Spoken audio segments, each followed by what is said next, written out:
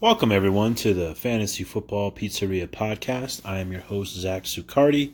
If you notice by that intro of me tapping on this table, John is not with me. So I just wanted to do some little creative, a little tapping action, give you something to give a little intro action.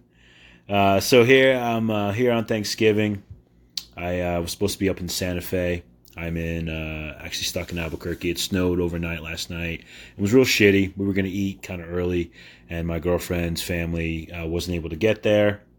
My girlfriend was there, though. She's up in Santa Fe with her mom. Shout out to her and her mom. She was up. She went up last night, and so unfortunately, I was here, but turned it into a real nice day. I just chilled, played music, watched football, smoked weed, made some awesome sweet potato fries. So it was just a nice chill day. I talked to some peoples and, did some Instagramming, did some messaging, and connected, talked to my mom, chilled with my dog. So it was an awesome day for just chilling by myself on Thanksgiving. You know what I mean? So hope everyone's having a good Thanksgiving and shit and just chilling with their families and friends and all that. So I'm actually recording this almost at the fourth quarter of the Saints Falcons game, which is a pretty interesting game. I would say interesting. Actually, it's not. It's kind of boring. But here I am. I'm gonna do some fantasy football pizzeria and know what I mean. So today I'm gonna go over a little bit of what we're gonna talk about. I'll go over some news points. Give you the pepperoni and pineapple of the week. Again, that's like the good and the bad of the week. And then I'm going to, instead of talking about any plays or waivers, I'm going to give 3 fantasy tips going into Week 13 and the playoffs. And then, of course, the pizza review. And then we'll talk a little bit about the top 5 players of Week 12. Kind of a fun thing to see who those players were week to week. And then, of course, I'll finish it off with the song of the week. Excuse me. All right, so getting into some news, I noticed today that David Montgomery actually had a good fucking fantasy game, which was awesome, and I thought was the number one thing I need to mention on the news. He went 16 for 75 on the ground, 2 for 12, and 1 touchdown in the air. And honestly, against the Lions defense, which their run defense is real shitty, I was happy to see that matchup panned out. He came in with about 14 half PPR points. So props to David Montgomery. I had him in a bunch of leagues, played the matchup, so I'm glad that he actually had a good game. And then for dynasty purposes, Anthony Miller, wide receiver for the Chicago Bears, he went 9 for 140. So he was very much involved. I know Taylor Gabriel wasn't in this game, but he was very much involved. Don't know how many people are playing Anthony Miller, but for dynasty purposes, definitely something that I wanted to mention. And then in that same game, on the other side of the ball, we have Kenny Golladay, wide receiver for the Detroit Lions. He went 4 for 158 and 1 touchdown. So, only 4 targets. He was on 4-4.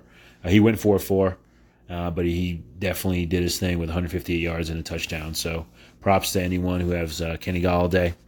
Later in the day was the Bills and the Cowboys. I want to give a shout out to Cole Beasley. He went 6 for 110 and 1 touchdown, and really because of it's a revenge game. And I believe in the revenge game this year. Jarvis Landry, Cole Beasley, Carlos Hyde. I've had a lot of good plays with all those players playing their former teams. So that was a pretty good showing. So anyone who started Cole Beasley, props to you. And then wanted to mention that tonight's game, there's no Julio Jones, so that was sort of last minute. And again, you got to monitor these fucking injuries. You really do. Even on a day like today, here we are, Thanksgiving, people are doing their thing. All Julio Jones, it's all good. And then, he doesn't play. Same thing happened today with T.Y. Hilton. He's not playing until Sunday, but still, he was, I think it was today that he was marked out. So something to kind of keep in mind as well. Last but not least, I wanted to mention some of the guys from the 49ers. That team has produced a good amount of fantasy points this season. We have Matt Breida. He's running back for the Niners. George Kittle, tight end. Deebo Samuel, receiver. And Manny Sandy, wide receiver as well. All limited today with their injuries. Likely they will all play. But kind of keep an eye on them, especially Matt Breida, since the other 3 had played prior. So that's it for the news. So the pepperoni, we're going to go to the pepperoni pineapple of the week. So the pepperoni of week 12, I gave to Jarvis Landry, the wide receiver for the Cleveland Browns. He went 10 for 148 and 2 touchdowns. It was his revenge game against Miami. He's been Cleveland's best wideout this season. I was really excited about that matchup. It was against the shitty Dolphins, his ex-team. He came through. So he's the pepperoni of the week. I couldn't think of anyone more worthy. I mean, sure, you could say Lamar Jackson, but, that's obvious. But, yeah, Jarvis Landry, pepperoni of the week. For the pineapple of the week, I actually went a little bit outside the box here. Instead of a player, I'm going to talk about a league setting.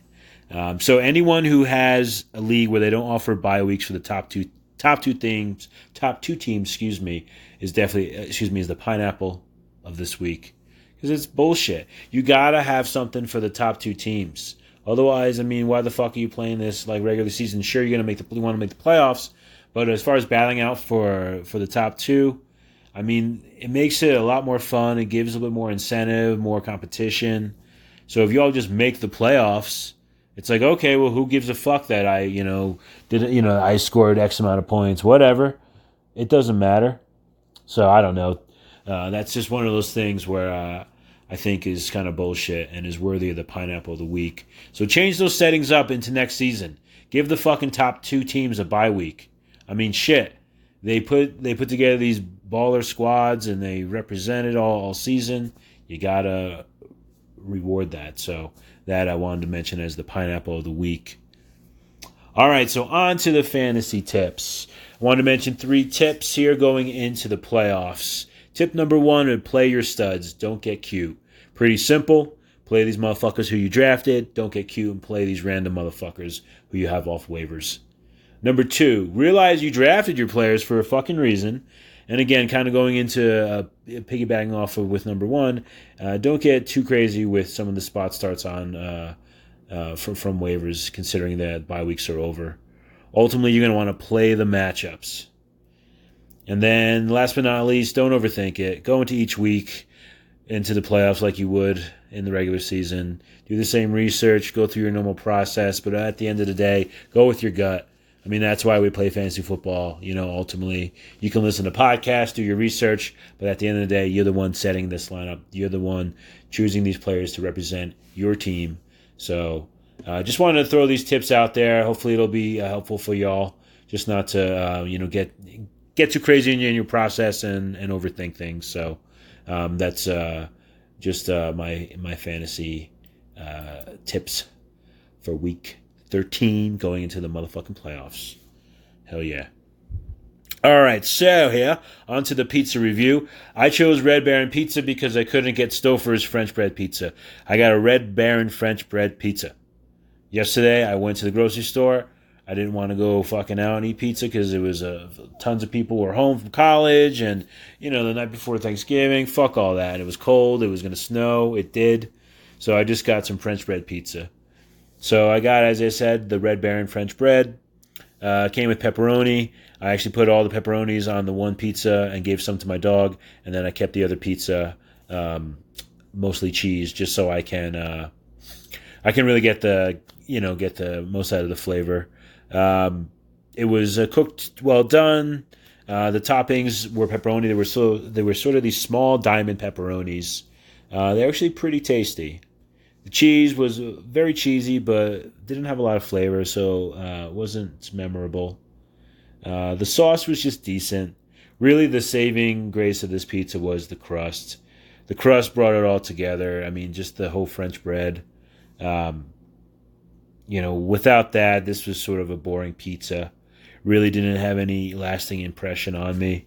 It was good, though, and it was sort of nice with the French bread, and it was cold and shit. And I just chilled and, had a good night. But pizza was just It was still pizza, but, I'm not giving this any, I'm not giving this a good rating. So my player comparison, so we do a player comparison to our pizza each week. So it sort of makes sense to go, okay, well, is pizza good? Is this player sucks? Is this player, so on and so forth.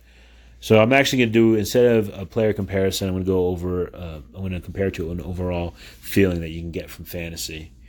So this pizza reminds me of when you see someone score that had the ball thrown to them, and you just saw them and you didn't see who it was or anything, and of course you assume it's the quarterback and you're excited and awesome, you just got points for that touchdown.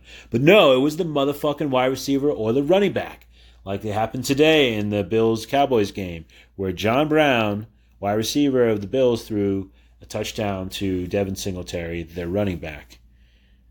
Now, this pizza was, French bread, right on, it was pizza, but it just was lacking. It just left me with sort of this feeling of going, I don't know. And it just was, whatever. And it reminded me of when that happens. I mean, sure, when you have the wide receiver or the running back, it's great. But when you have the fucking quarterback on that team, it fucking sucks. And you're like, what the fuck? Perfect example in tonight's game, Taysom Hill. He's fucking scoring like fucking mad. Not Drew Brees, not Alvin Kamara, not Latavius Murray, not Michael Thomas. So, yeah, this pizza is like seeing someone else throw a fucking touchdown when you have the quarterback playing. All right, so on to the top 5. We're going to talk about the top 5 fantasy points in week 12. Quarterback Lamar Jackson, Baltimore Ravens, 36.3 points. Shout out to Lamar Jackson. He helped me win almost all my leagues last week. I have him in like 4 or 5 leagues. I think I even scored like 240-something points, so it's fucking awesome. Running back is Leonard Fournette, the running back for the Jacksonville Jaguars, at 32.4 points. Then at wide receiver is Chris Godwin for the Tampa Bay Bucks at 33.9. And then tight end is George Kittle, the San Francisco 49ers, 21.9 points. And defense actually was the Washington Redskins. Excuse me. So, excuse me, I'm going to take a drink of water. So, cool to see a lot of these names on there, especially Leonard Fournette. I'm glad he's having a good season. And shout out to all of the Lamar Jackson owners out there. He's been amazing this season. So kind of, something that we like to talk about and include in our podcast. It's cool to see week to week how these players change and, who's sort of showing up, being that player of the week. I remember playing Madden. I'd always look to see if the player or one of my players from my team was the player of the week. Pretty cool. All right, so on to the song of the week. So the song of the week I chose from this band called Drowningman. They're a hardcore band out of Vermont. The song is called Supermarket Riot. It actually came on yesterday. I was listening to this album yesterday, and it just made me laugh because I was just at the supermarket. It's fucking Thanksgiving and craziness, so I thought it was perfect. And it's a great fucking song. This is an underrated band. This is one of the most underrated hardcore bands out of the early 2000s, in my opinion. Such a good band. Even this song is from their first release. So they've been consistent, throughout. So with the song itself, great intro, really nice build-up. Goes into this kind of swinging, fast part. Great vocals. This band has a great mix of the scream, the yelling, the talking, and the singing. A lot of these bands who mix this up, the screaming and singing, for me, it's, I'm not a fan of a lot of them. Like, it's a fine line where I go, okay, I can dig it, and then there's so many, I'm just like, it's not for me. But this band is definitely the exception when it comes to actually hitting in on all those points. Really, really cool lyrics, too. Very interesting shit. This song in particular had really nice heavy breakdown parts, very chaotic at times. Vocals sound kind of evil, and with the whole singing parts, they sound awesome. Just, I can't recommend this band enough. They're an underrated hardcore band out of the early 2000s. So check out this song. It's called Supermarket Riot from the band Drowningman. All right, everyone. Well, that is it. That's all we got for you. I'll be back next week. Not sure if John will be joining me, but if not, I'll definitely be here. I just want to say thanks, everyone, for checking out this podcast and hanging out with me for these past couple weeks. It's been a lot of fun. Just sort of, talking about pizza, fantasy football, talking about, all our music takes, putting this playlist together. Just really, really therapeutic, and I'm just very thankful. So just want to say thank you to everybody. You guys have a happy Thanksgiving and an awesome weekend. God bless. Talk to you soon.